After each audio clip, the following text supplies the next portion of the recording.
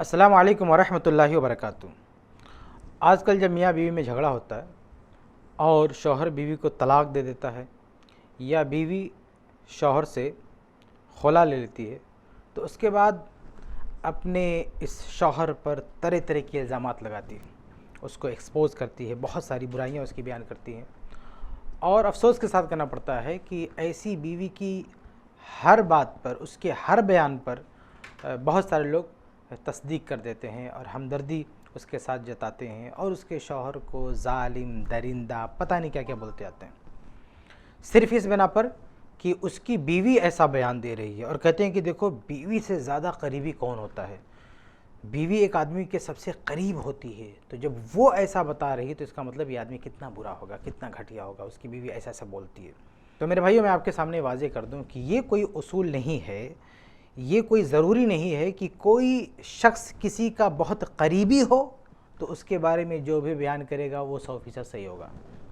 मसलन बीवी है, शौहर से बहुत करीब होती है, इसमें कोई शक नहीं है, लेकिन इसका ये मतलब नहीं है कि बीवी अपने शौहर से मुतल्लिक जो कुछ बयान करे वो 100% सच हो, इसकी कोई गारंटी नहीं है। और अगर मान भी लें कि वो सब कुछ सच बोल रही है, सही बात कर रही है, तो भी ये ज़रूरी नहीं है कि वो मुकम्मल सच हो सकता है सच बोल रही हो लेकिन वो आधा सच हो, पूरा सच ना हो। आइए मैं आपके सामने एक हदीस पेश करता हूँ और इस हदीस की रोशनी में आप समझ सकते हैं कि अगर एक बीवी अपने शौहर के ख़िलाफ़ कोई बयान दे, कोई इल्ज़ाम लगाए, तो गरचे हम उसको सच्चा मान लें तो भी उसकी बात से कोई नतीजा नहीं निकालना चाहिए, क्योंकि हो सकता है वो सच तो बोल रही हो लेकिन मुकम्मल सच ना बोल रही हो। ये हदीस सुनन नबी दाऊद की है, हदीस नंबर 2459। इस हदीस की सनद बिल्कुल सही है। इसकी सनद पर मैं आखिर में थोड़ी सी वजाहत भी करूँगा। हम मतन देखते हैं। सहाबी रसूल अबू सईद अल खुदरी रज़ियल्लाहु अन्हु रिवायत फरमाते हैं कि जाअत इमराअतुन इलन नबी सल्लल्लाहु अलैहि वसल्लम व नहनु इंदहु। कहते हैं कि हम अल्लाह के नबी सल्लल्लाहु अलैहि वसल्लम के पास मौजूद थे कि एक औरत अल्लाह के नबी सल्लल्लाहु अलैहि वसल्लम के पास आती है। फ़क़ालत, उसने क्या कहा, या रसूल अल्लाह, अल्लाह के रसूल सल्लल्लाहु अलैहि वसल्लम, इन्न ज़ौजी सफ़वान इब्न अल-मुअत्तल यज़रिबुनी इज़ा सल्लैतु। कहती हैं कि अल्लाह के रसूल, मेरे शौहर जो सफ़वान हैं वो जब मैं नमाज़ पढ़ती हूँ तो मुझे मारते हैं। अल्लाह अकबर, देखिए कितनी बड़ी बात है कि यज़रिबुनी इज़ा सल्लैतु। बीवी कह रही है कि जब मैं नमाज़ पढ़ती हूँ तो मेरे शौहर मुझको मारते हैं, ये एक इल्ज़ाम। आगे, वयुफ़त्तिरुनी इज़ा सुमतु, जब मैं रोज़ा रखती हूँ तो मेरे शौहर मेरा रोज़ा तोड़वा देते हैं, ये दूसरा इल्ज़ाम। और वला युसल्ली सलातल फज्र हत्ता तत्लुअ अश-शम्सु, और फजर की नमाज नहीं पढ़ते हैं यहाँ तक कि सूरज निकल जाता है, यानी फजर में वो सोए रह जाते हैं और सही जो वक्त है उठ नहीं पाते हैं। ये तीसरी बात। क़ाला व सफ़वान इंदहु, रावी कहते हैं कि इस औरत ने अपने शौहर के बारे में जो कुछ कहा, शौहर सामने मौजूद है, यानी मुँह पर ये सारी बातें कह दी। अब इस चीज़ को भी देख के लोग समझते हैं कि बात बिल्कुल सच्ची है, तभी तो मुँह पे बोल दिया। लेकिन आगे देखें, क़ाला फ़सअलहु अम्मा क़ालत, रावी कहते हैं कि अल्लाह के रसूल सल्लल्लाहु अलैहि वसल्लम ने सफ़वान से पूछा इन बातों के बारे में जो बातें उनकी बीवी ने कही। ये होता है तफ्तीश का तरीक़ा, ये होता है तहक़ीक़ का तरीक़ा कि अल्लाह के नबी सल्लल्लाहु अलैहि वसल्लम ने सिर्फ़ एक तरफ की बात सुन के कोई फ़ैसला नहीं किया, कोई राय कायम नहीं की, कोई नसीहत नहीं की, बल्कि शौहर जिस पर ये इल्ज़ामात लगाए गए थे, शौहर से भी पूछा, उससे बात की और पूछताछ की कि तुम्हारी बीवी जो तुम्हारे बारे में कह रही है तुम क्या इस ताल्लुक़ से फरमाते हो। तो इसमें सबक मिलता है कि जब कोई एक शख्स किसी पर इल्ज़ाम लगाए, चाहे वो उसकी कितना ही करीबी क्यों ना हो, आँख बंद करके उस पर यकीन नहीं करना चाहिए, उसकी तस्दीक नहीं करनी चाहिए, छानबीन कर लेनी चाहिए और जिसके ताल्लुक़ से वो बात कही गई है उससे एक बार पूछ लेना चाहिए। मेरे भाइयों, कुछ लोग बहुत मक्कार होते हैं, झूठ तक बोल जाते हैं। कुछ लोग झूठ तो नहीं बोलते हैं लेकिन आधा सच बयान करते हैं, सच बोलते हैं लेकिन آدھا سچ بیان کرتے ہیں اور بات کچھ کی کچھ ہو جاتی ہے۔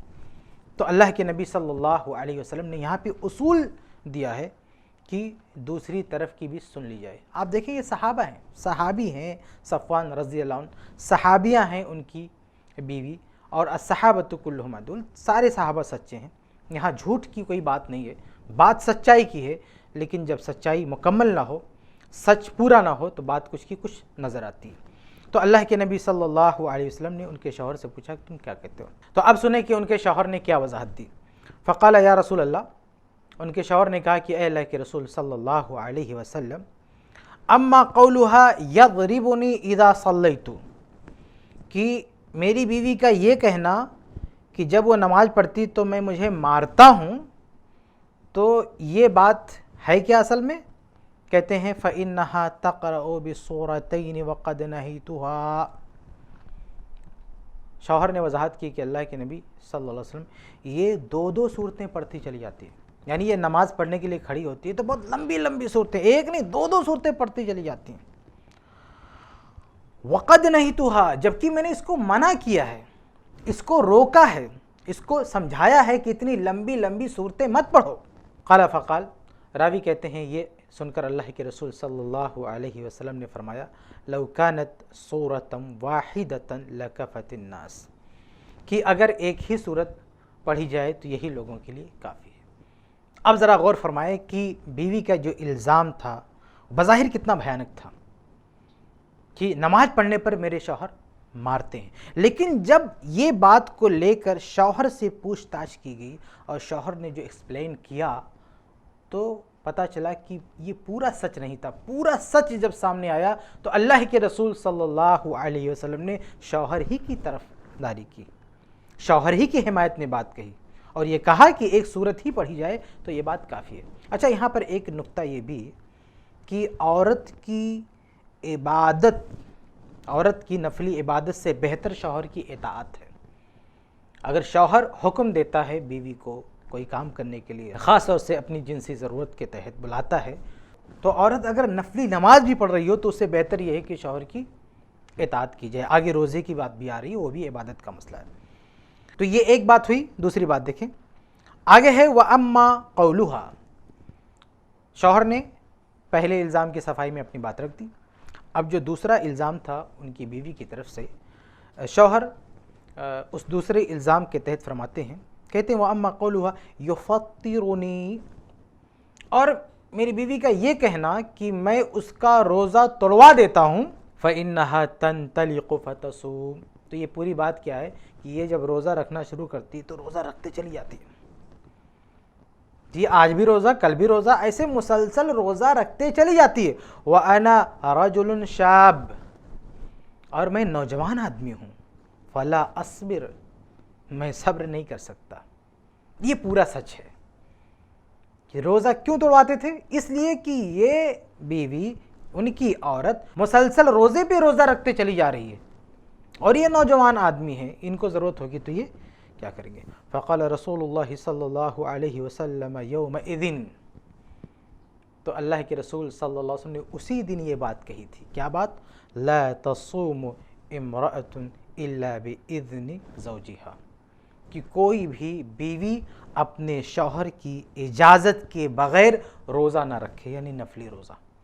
کتنی بڑی بات کہہ دی گئی کہ نفلی روزہ بغیر شوہر سے پوچھے بیوی رکھ ہی نہیں سکتی ہے۔ یعنی اگر شوہر کو جنسی ضرورت ہے اور شوہر اس کی وجہ سے کہہ دے تم روزہ نہیں رکھنا، تو اللہ اکبر، اس کی ضرورت کو مقدم رکھا گیا ہے عورت کی عبادت پر، اس کے روزے پر۔ تو یہاں پہ بھی دیکھیں جب اللہ کے نبی صلی اللہ علیہ وسلم نے پوری بات سنی، مکمل سچ سامنے آیا، تو یہاں بھی بات شوہر کے حق میں گئی۔ تو جب وہ ادھوری سچائی تھی تو کتنی خطرناک دکھ رہی تھی، لیکن جب مکمل سچ سامنے آیا تو شوہر ہی مظلوم نظر آنے لگا، اور اللہ کے نبی صلی اللہ علیہ وسلم نے اسی وقت یہ ضابطہ دے دیا، یہ قانون بنا دیا کہ کوئی بھی بیوی اپنے شوہر سے پوچھے بغیر روزہ نہیں رکھ سکتی۔ یہ دوسری بات ہے۔ آگے تیسری بات، شوہر نے کہا وَأَمَّا قَوْلُهَا إِنِّي لَا أُصَلِّي حَتَّى تَطْلُعَ الشَّمْسُ، رہا میری بیوی کا یہ کہنا کہ میں نماز نہیں پڑھتا ہوں یہاں تک کہ سورج نکل جاتا ہے، فَإِنَّا أَهْلُ بَيْتٍ قَدْ عُرِفَ لَنَا ذَاكَ۔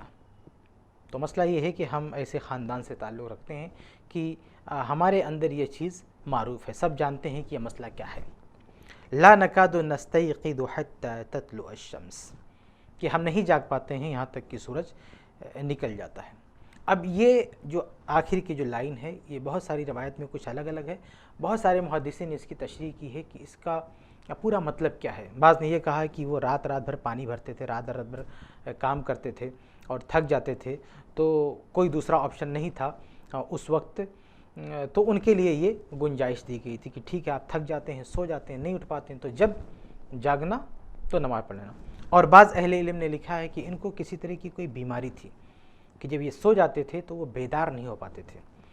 تو اس طرح سے بہت ساری باتیں کہیں گی۔ خلاصہ یہ ساری باتوں کا خلاصہ یہ کہ یہ معذور تھے، ان کے پاس عذر تھا۔ ظاہر ہے ایسا تو نہیں کہ انہوں نے عمدن اور جان بوجھ کر ایسا کیا، ظاہر یہ صحابہ کرام ان کے بارے میں سوچ بھی نہیں سکتے، تو ان کے پاس عذر تھا، اسی عذر کو انہوں نے یہاں پہ پیش کیا، اور اللہ کے نبی صلی اللہ علیہ وسلم نے اس عذر کو قبول فرمایا اور کہا فَإِذَا اسْتَيْقَظْتَ فَصَلِّ، کہ ٹھیک ہے جب تم بیدار ہو جاؤ، یعنی ایک آدمی سو گیا اور چاہنے کے باوجود بھی نہیں اٹھ پایا تو اس کے لیے یہ اصول دے دیا کہ فَإِذَا اسْتَيْقَظْتَ فَصَلِّ، ٹھیک ہے جب تم جاگنا، بیدار ہونا، تب نماز پڑھنا۔ اور دوسری حدیث میں بھی یہ اصول آیا ہوا ہے کہ کوئی آدمی سو گیا اور جان بوجھ کر ایسا نہیں کیا تو جب ہی وہ بیدار ہو وہ نماز پڑھے۔ تو ان کے ساتھ یہ مسئلہ زیادہ پیش آتا تھا، کسی بیماری کی وجہ سے یا کوئی عذر تھا، تو ان کے لیے اللہ کے نبی صلی اللہ علیہ وسلم نے بھی یہی بات کہی۔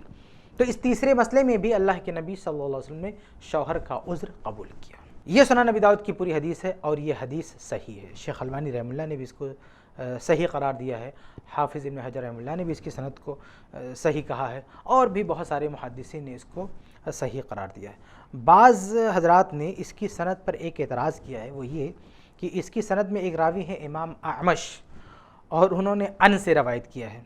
سند کیا ہے؟ ان الاعمش، یعنی بیچ میں کیا ہے؟ ان الاعمش ان ابی صالح، یہ بیچ میں آ رہا ہے۔ تو کہتے ہیں کہ امام اعمش رحمہ اللہ یہ مدلس تھے اور ان سے روایت کیا، اس لیے روایت ضعیف ہوگی۔ تو اس کے بہت سارے جوابات ہو سکتے ہیں، لیکن میرے خیال سے بس یہ ایک جواب ہی کافی ہوگا کہ امام ابن سعد رحمہ اللہ نے بھی یہ روایت نقل فرمائی ہے تقریباً انہی الفاظ سے الطبقات میں۔ تو الطبقات امام ابن سعد رحمہ اللہ کی جو کتاب ہے اس میں جلد نمبر 5 صفحہ نمبر 157، یہ ایک نسخے کا حوالہ ہے، دوسرے نسخوں میں کچھ اختلاف ہو سکتا ہے، لیکن یہ روایت طبقات میں موجود ہے۔ اب اس کی سند کیا ہے دیکھیں آپ۔ امام ابن سعد رحمہ اللہ فرماتے ہیں اخبرنا یحییٰ ابن حماد قال حدثنا ابو عوانہ عن سلیمان قال حدثنا ابو صالح۔ سلیمان وہی امام اعمش ہے، انہی کا نام ہے یہ۔ تو امام اعمش فرماتے ہیں کہ حدثنا ابو صالح، تو انہوں نے حدثنا کہہ دیا ہے، سماع کی صراحت کر دی ہے، اس لیے سنن نبی داؤد کی حدیث ضعیف نہیں ہے۔ یہ ایک جواب ہے، اور بھی بہت سارے جوابات ہیں، مثلا یہ کہ امام اعمش ابو صالح سے روایت کریں تو ان کا انانا مقبول ہوتا ہے۔ مزید یہ کہ اس کی دوسری سند بھی موجود ہے جس کی طرف اشارہ خود امام ابو داؤد رحمہ اللہ نے بھی کیا ہے آخر میں۔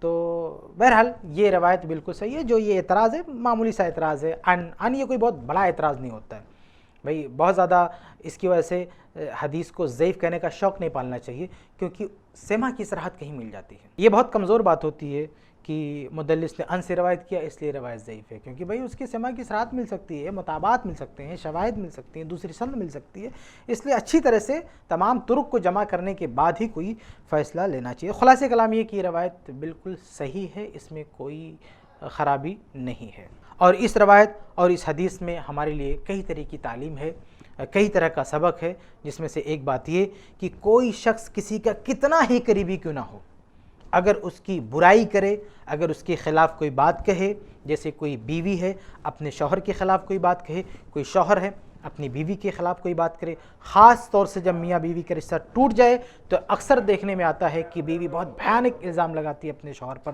تو ایسے معاملات میں آنکھ بند کر کے اس کی تصدیق نہیں کرنی چاہیے، اس کی بات نہیں ماننی چاہیے، بلکہ سننا ہے تو دوسری طرف کی بات بھی سن لینی چاہیے، خواہ الزام لگانے والی شخصیت کتنی نیک ہی کیوں نہ ہو، وہ تقوی اور طہارت کے کتنے اعلیٰ مقام پر ہی کیوں نہ فائز ہو، اس کی بات پر اس طرح کے معاملات میں یقین نہیں کرنا چاہیے، دوسری طرف کی بات بھی سن لینی چاہیے۔ اور ہمیشہ یہ بات یاد رکھنی چاہیے کہ اگر کوئی جھوٹ نہیں بول سکتا تو یہ کر سکتا ہے کہ آدھی بات کرے، ادھوری بات کرے، آدھا سچ بیان کرے اور بات کچھ کی کچھ نظر آنے لگے۔ تو صحیح نتیجے تک پہنچنے کے لیے ضروری ہوتا ہے کہ دوسرے طرف سے جو بات ہے وہ بھی سن لی جائے۔ تو یہ حدیث تھی اور اس کی روشنی میں ہمارے لیے جو تعلیمات تھی وہ میں نے آپ کے سامنے واضح کیا۔